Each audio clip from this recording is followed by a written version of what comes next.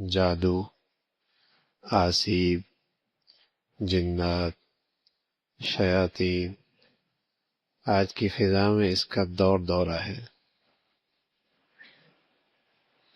جادو، آسیب، جنات، شیاطین، اس کے اثرات ہیں۔ اللہ کے حبیب صلی اللہ علیہ وسلم نے ایک نسخہ ایسا عطا فرمایا، کسی عامل کی ضرورت نہیں، کسی عامل کی ضرورت نہیں ہے، کسی کے در پہ جانے کی ضرورت نہیں۔ فرمایا جو یہ دو آیتیں جو سورہ بقرہ کے آخر میں ہے، آمن الرسول بما انزل الیہ من ربہ والمؤمنون، یہاں سے لے کر آخر تک، علی الکافرین تک، جو اسے پڑھ لے گا رات کو تو یہ دونوں آیتیں اس کے لیے کافی ہو جائیں۔ ایک اللہ کے نبی نے یہ عمل بتایا، اور دوسرا عمل آپ علیہ الصلاۃ والسلام نے خود فرمایا، قل اعوذ برب الفلق، قل اعوذ برب الناس، قل هو اللہ، تینوں قل، کہ رات کو سوتے وقت آپ بستر پہ تشریف فرما ہوتے اور اول ان تینوں صورتوں کو پڑھتے، پھر اپنے ہاتھوں پہ پھونک مارتے، پھر اپنے ان ہاتھوں کو پورے جسم پہ مل لیا کرتے تھے، دوبارہ پھر یہ تینوں صورتیں پڑھتے، پھر اپنے ہاتھوں پہ پھونک لیتے، پھر اپنے ہاتھوں کو پورے جسم پہ مل لیتے، پھر تیسری مرتبہ پھر ایسے ہی کرتے۔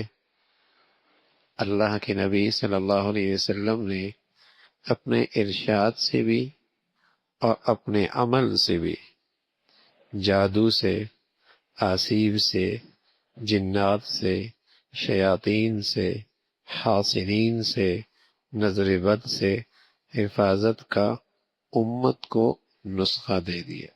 اب امت کی مرضی ہے اپنی نبی کی بات مانے یا در در کے ٹھوکرے کھائے۔ اب اس کی مرضی ہے اپنی نبی کی بات پر اعتماد کرے یا در در جا کے خوار اور پریشان ہو۔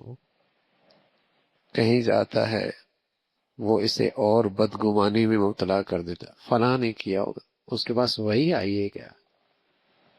بدگمانی حرام۔ اس اوقات بھائیوں میں جھگڑے ہو جاتے ہیں، بہن بھائیوں میں بدگمانیاں پیدا کر دیتا ہے، ساس بہو میں بدگمانیاں پیدا کر دیتا ہے، بے دین ہے، حرام میں مبتلا کر رہا ہے۔ اس نے کہہ دیا کچھ ہے تو باقی ساری اسٹوری اس کو خود یاد ہے، ہاں اس نے کیا ہوگا، ایسا کیا تھا، اس نے اس وقت یوں کہا تھا، اس نے میری طرف یوں دیکھا تھا، اس وقت یہ جملہ کہہ کے نکل گئی تھی۔ بدگمانی۔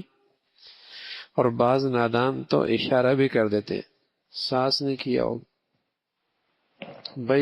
بہو کی قرضدانی ہے، تمہارا بھائی ہے، ایسا ہے، تمہارے کاروبار میں جو شریک ہے یہ اس کی حرکت ہے۔ اب غلط فہمیاں تو ہر جگہ ہی اس وقت ہیں، اور بس اس کا کہنا ہے تو پتھر پہ لکیر ہو گئی۔ غلط فہمیاں تو ہوتی ہی ہے، اوپر نیچے تو بات چلی رہی ہوتی ہے، اب اس کا کہنا ہے پتھر پہ لکیر ہے۔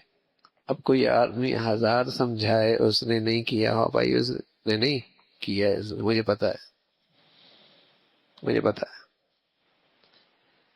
تو یہ حرام ہے کسی کے بارے میں بدگمانی کرنا، اور یہ ایک عافیت کا نسخہ ہے جو اللہ کے حبیب صلی اللہ علیہ وسلم نے بتلایا ہے۔